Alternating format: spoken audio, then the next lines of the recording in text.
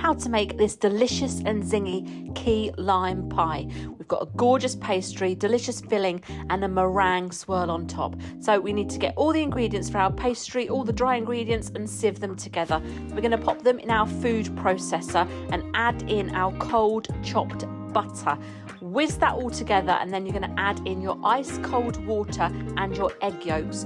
All of the ingredients are listed in the description. Once that has just come together, take it out of the food processor and just bring it together a little bit more. You're not looking to knead this like bread at all. Just bring it together, wrap it up in cling film or get it in a Ziploc bag and pop it in your fridge for half an hour. When the half an hour's up, you want to roll this out to the thickness of about a pound coin and pop it in your pie dish. We're going to prick the bottom and then we're going to pop it in our fridge for 20 minutes before we blind bake this. So to blind bake, we're just going to scrumple up some baking paper, pop that in the bottom of our pie dish and add in some rice and spread it across. Pop it in your oven, and then when you bring it out, take out the rice and the baking paper and cook it for a further 5 minutes. That's going to make this pastry case nice and crisp. No soggy bottoms. No soggy bottoms here.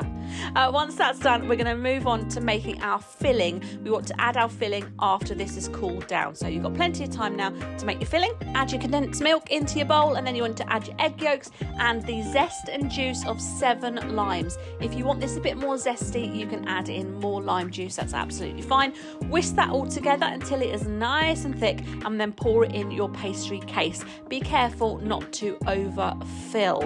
I had a little bit of a overfill on one side, but it's fine.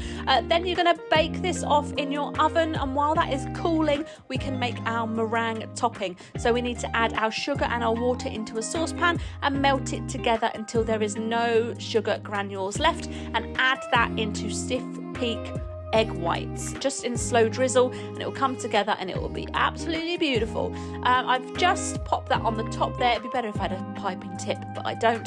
I popped it under the grill for 5 minutes just to give that a nice little bit of crisp, and then decorated it, and it is absolutely delicious. I made this for my husband's birthday yesterday. He's not really a cake fan, but this is his favourite and he really enjoyed it. So I hope you give it a go, and I'll see you again soon.